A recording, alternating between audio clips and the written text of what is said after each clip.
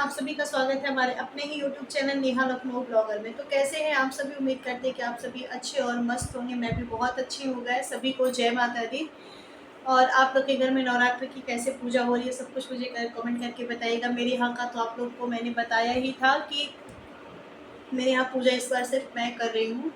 Mummy नहीं कर पाई क्योंकि उनकी तबीयत खराब थी, इसी वजह से। हाँ गाइस, आप लोग के कुछ क्वेश्चन का आंसर मुझे देना था, तो मैंने सोचा क्यों नहीं एक ब्लॉग के द्वारा मैं आपके क्वेश्चन का आंसर दे दूँ। कुछ लोगों का कमेंट था कि मेरी शादी लव मैरिज या अरेंज। तो मैं आपको सोची कि इसको मैं डीपली समझा दूँ कि मेरी शादी लव है या अरेंज है।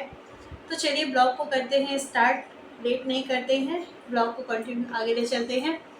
तो मेरी शादी लव है या अरेंज मैरिज, आपको बता दूँ मेरी शादी जो है वो 2014 में हुई थी। 2014 अप्रैल 19 अप्रैल को हमारी शादी हुई थी। और मैं 2030 में, मेरी शादी किसके माध्यम से हुई है तो सबसे पहले मैं आपको ये बता देती हूँ।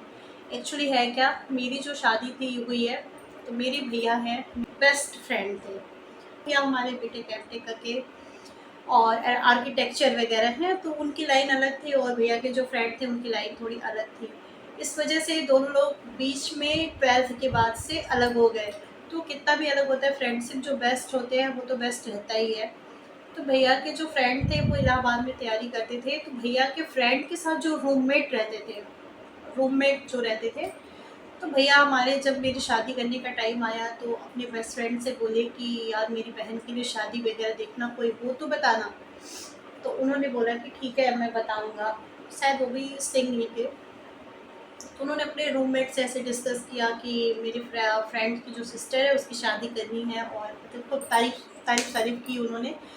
तो उन्होंने बोला कि मेरे बुआ का बेटा है, अगर आप उनसे शादी करने की बात हो तो बताइए, बात को आगे बढ़ाया जाए। तो भैया, उन्होंने पूछा भैया कि क्या करते हैं कैसे, तो वो बताया कि बैंक में है, ऐसे वैसे सारी चीज़ें उन्होंने बताया। तो भैया के जो बेस्ट फ्रेंड थे उन्होंने भैया को बताया। तो आपको बताऊं कि इस मेरी शादी में जो है बहुत सारे रिश्ते जुड़े हुए हैं, बहुत सारे रिश्ते। जो मेरे हस्बैंड के मामा हैं सबसे छोटे, उनका जो परिचय हमारे यहाँ बहुत पहले से था। मेरे चाचा से आना जाना मेरे घर पहले था, बहुत ज़्यादा अच्छी फ्रेंडशिप थी।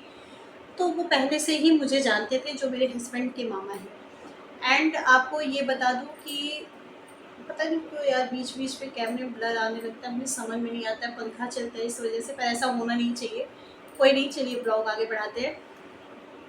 तो मेरी जब शादी फिक्स हुई भैया से, उन्होंने सब कुछ बताया। और इन मेरे हस्बैंड के जो सबसे बड़े मामा हैं वो भी आर्किटेक्चर हैं, तो उनका भी मेरे यहाँ से काफ़ी परिचय पहले से था, आना जाना था। उन्हीं का बेटा जो था, भैया के जो फ्रेंड थे उनके साथ वो रहता था। तो बहुत सारी चीज़ें हुई। बाद में मेरे एक बाबा थे, आप कह सकते हो मतलब मेरे गांव पटदार के दूर के थे, वो भी यही शादी बताए कि नेहा के लिए ये शादी है, ऐसे वैसे करनी है, क्या करनी है। बाद में डैडी हमारे एक बार आए। आपको बताए मेरी शादी ऐसे हुई है कि मैं बता नहीं सकती। इनके मामा लोग जो थे मुझे बहुत पहले देखे हुए थे, और इनके जो मामा का बेटा मीन्स मेरे भैया के जो फ्रेंड के रूममेट थे वो भी मुझे एक आध बार देखे हुए थे पहले का। तो जब वो लोग सारी चीज़ें फ़ोन से, पापा से बात हुई, मेरे डैडी की बातचीत करने लगे कि ऐसे ऐसे है, क्या करना है मुझे, बहुत सारी बातें जब होने लगी, तो सबसे पहले डिसीजन ये रखा गया कि लड़का लड़की एक दूसरे को देख लें, उसके बाद बात को आगे बढ़ाते हैं। तो आपको बताऊं, ये रियलिटी मैं बता रही हूँ, इस पे आप लोग कमेंट ना करिएगा। मेरे डैडी को इतना ज़्यादा प्राउड फील था अपनी बेटी के ऊपर, इतना ज़्यादा प्राउड फील था कि मैं मतलब दिल से बता रही हूँ, इसमें कुछ भी बनावटी नहीं है, कुछ भी बनावटी नहीं है। उनको इतना प्राउड अपनी बेटी पे कि मेरी लड़की को देख के कोई मतलब किसी चीज़ में नहीं काट सकता। ये तो उनको इतना प्राउड था। और पहली चीज़, दूसरी चीज़ ये बताएं, मेरे डैडी की जो सोच थी, जो उनकी मेंटेलिटी थी कि मुझे लड़का बहुत खूबसूरत नहीं चाहिए, एंड आप इतना कह सकते हो कि समाज में वो खड़ा होने लायक रहे, और मुझे खूबसूरती पे नहीं जाना है। मुझे नॉर्मल लड़का रहे, और बस सर्विस, परिवार छोटा उनको चाहिए था शादी के लिए। फिर आपको बताएं मेरे डैडी 2013 नवंबर में, डेट अभी मैं बता रही हूँ, 20 नवंबर को वो आए लखनऊ, बनारस से लखनऊ। मेरे भैया प्रॉपर पहले यहीं सिविल में जॉब करते थे, सिविल इंजीनियर थे, तो लखनऊ में ही उनकी पोस्टिंग थी, गवर्नमेंट सर्विस में थे। अब जाके वो नौकरी को रिज़ाइन दे के उन्होंने अपना प्राइवेट बिज़नेस स्टार्ट किया आर्किटेक्चर का। तो आपको पता है जब मेरे डैडी यहाँ आए, भैया यहीं पे थे, दोनों लोग साथ में आए, लड़के को देखे, बातचीत किए, फैमिली से मिले, बातचीत किए। तो यहाँ वाले लोगों ने मेरे डैडी को इतना छोटा सा पासपोर्ट का फ़ोटो दिया था मेरे हस्बैंड का, जो आपको बता दूँ मेरे घर वालों ने बहुत हँसा था इस चीज़ को लेके। इस मतलब एक मजाक का पात्र बन गया था मेरे यहाँ कि मतलब क्या है ये, इस तरीके से लड़की की फ़ोटो भी नहीं जाती है तो लड़के की भी फ़ोटो नहीं आती, कुछ इस तरीके से हो रहा था हमारे यहाँ। फिर बाद में हुआ क्या, मेरे डैडी, मेरे भैया के पास मेरी एक फ़ोटो थी पहले की, वहाँ पे यहाँ पे लोग ने बोला कि फ़ोटो देखने के लिए, तो डैडी हमारे फ़ोटो लेके नहीं गए थे। भैया हमारे बोले कि मोबाइल में मेरे फ़ोटो है, नॉर्मल फ़ोटो जो घर में रहता है वही फ़ोटो है, आप लोग अगर देखना चाहते हैं तो इसी से देख लीजिए, बाद में हम अगर सेकंड टाइम आएँगे तो फ़ोटो लेके आएँगे। बहुत लंबी बातें हैं, आपको मैं बता दूँगी तो आप लोग सोचोगे कि क्या ही है। फिर उसके बाद आपको बताऊँ, फ़ोटो मेरी दिखा दी और बोले आप लोग ये देख लीजिए, बाद में मैं फिर कभी आऊँगा तो फ़ोटो लेके आऊँगा। अच्छा, फ़ोटो यहाँ से लेके गए, तब मेरी दादी थी उस टाइम।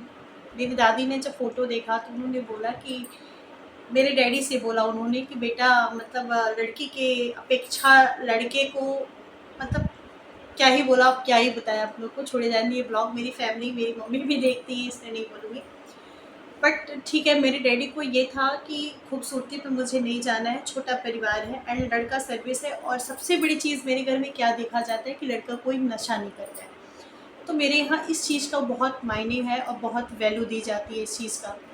तो फिर अच्छा, डैडी ने बातचीत किया घर से, फिर फ़ोटो वगैरह बुआ लोग की कुछ जाने लगा कि सब लोग देखो कैसा है कैसा है, सब सब अपने अपने आइडियाज़ रखे। मुझसे मेरे फादर ने खुद भी पूछा कि क्या नेहा तुम्हें लड़का पसंद है? मैंने एक आंसर दिया है कि डैडी आप जो करोगे मुझे सब कुछ पसंद है, मुझे मतलब कुछ भी नहीं कहना है। फिर भी उनको ये लगता था कि नहीं, लड़की को मेरे ये फ़ील ना हो कि मैं सुंदर हूँ और डैडी ने मुझे क्या किया, मेरे साथ कैसे किया। मैं बोली कुछ भी नहीं कहूँगी आपको मैं, आप जैसे आँख बंद करके कर दोगे मैं वैसे कर लूँगी शादी, क्योंकि मेरे मन में हम कुछ ऐसा था नहीं। बात फाइनली इस चीज़ पे आ गई कि लड़की देखना है। इन लोग ने बोला कि मुझे लड़की देखना है। इन लोग मीन्स हाथ ऐसे करके बताया, इस तरह सामने है। मेरे हस्बैंड की फैमिली लोग ने बोला कि मुझे लड़की देखना है। मेरे डैडी ने बोला बिल्कुल ठीक है। तो ये लोग मुझे लखनऊ बुलाए देखने के लिए। प्रॉपर मेरे भैया उस समय गोमती नगर में रहते थे। तो मैं आई लखनऊ, मैं और डैडी और मेरे अंकल, जो सबसे फेवरेट चाचा है मेरे, आप कह सकते हो। वो चाचा भले ही हैं, पिता के समान हमारे लिए हैं। तो वो तीनों लोग, हम लोग आए यहाँ पे लड़की देखने के लिए। लोग ने एक जगह बताई थी जहाँ इनके फ्रेंड हस्बैंड के जो पिताजी थे, मेरे फादर इन लॉ, उन्होंने बताया कि यहाँ आना है ऐसे वैसे। वहाँ पे हम गए लड़की देखने। तो मैं आपको बताऊँ, मेरी वो जो फीलिंग थी उस टाइम में, इतनी घबराई थी इतनी। और मेरी सिस्टर थी छोटी, बहुत छोटी थी उस समय, सेकंड में पढ़ती थी। मैं इतनी ज़्यादा घबराई थी, इतनी ज़्यादा कि मैं आपको बता नहीं सकती। मन में अजीब सी एक उलझन थी या घबराहट थी, क्या था मुझे कुछ समझ में नहीं आ रहा था। तो हमने बोला कि जब हम यहाँ पे आए तो सबसे पहले हमारी मदर इन लॉ हमसे मिली, और मुझे, हम लोग को जिधर आना था वो पूरा प्रॉपर आइडिया नहीं था। तो हमारे देवर हम लोग को मतलब गए थे एडवाइस देने के लिए, रास्ता ऐसे है वैसे है। तो फिर रास्ते में देवर को तो मैंने देख लिया था, थोड़ा सा तसल्ली हुई कि फैमिली का एक मेंबर मैंने देखा। फिर उसके बाद जब मैं वहाँ पहुँची तो मेरी सिस्टर और मैं एक कमरे में और डैडी लोग एक कमरे में थे। किसी पर्सनली जगह थी जो पापा मम्मी के, जहाँ उन्होंने बुलाया था मुझे। बाहर जेंट्स लोग थे, हम लोग कमरे में, हम मम्मी एंड श्रेया थी, मेरी छोटी सिस्टर। हम लोग वहाँ बैठे। ये मैं नहीं कहूँगी कि मेरी फादर मदर इन लॉ ने मुझसे बहुत ज़्यादा क्वेश्चन पुट अप किए थे, ऐसा कुछ नहीं था। नॉर्मल सी चीज़ उन्होंने पूछा था कि मतलब क्या करती हो, सिलाई कढ़ाई बुनाई, ये सब का कोई टाइम ही नहीं था। वो सबको पता है मैं इन सब चीज़ों से इंटरेस्ट नहीं रखती हूँ। पढ़ाई के बारे में उन्होंने पूछा एंड एक चीज़ मुझे याद है, उन्होंने पूछा कि क्या तुम गाँव जाती हो? उन्होंने ये चीज़ पूछा था मुझसे, मुझे बहुत अच्छे से याद है। तो मैं आपको बताऊँ, मुझे गाँव से बहुत लगाव है। मैं गाँव अपने जाती हूँ, छुट्टी, शादी, ब्याह में हमेशा जाती थी। हाँ, ये है मेरा गाँव, गाँव की तरह नहीं था, बहुत सारी फैसिलिटियाँ हैं मेरे गाँव में, तो इसलिए मुझे कभी ऐसा फ़ील नहीं हुआ।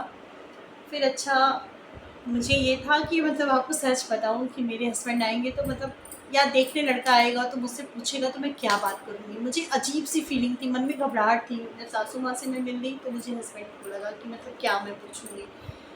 तो फिर उसके बाद मैं क्या बताऊँ, उसके बाद मैं बैठी थी, मम्मी बोली कि क्या का बातचीत हो गई, तो मम्मी बोली कि हम बाहर जा रहे हैं, बेटा हमारा आ रहा है, तुम मुझसे बात कर लो, तुम्हें भी जो पूछना हो तुम पूछ लो, उसे जो पूछना होगा वो पूछ लेगा।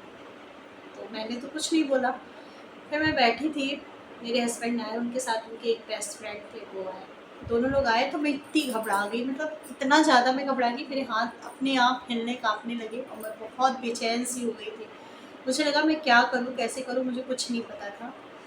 फिर मैं बैठी हुई थी चुपचाप, उन्होंने भी बहुत देर तक चुप बैठे, वो सोचे कि मैं कुछ बोलूँगी, बट मैं कुछ भी नहीं बोली।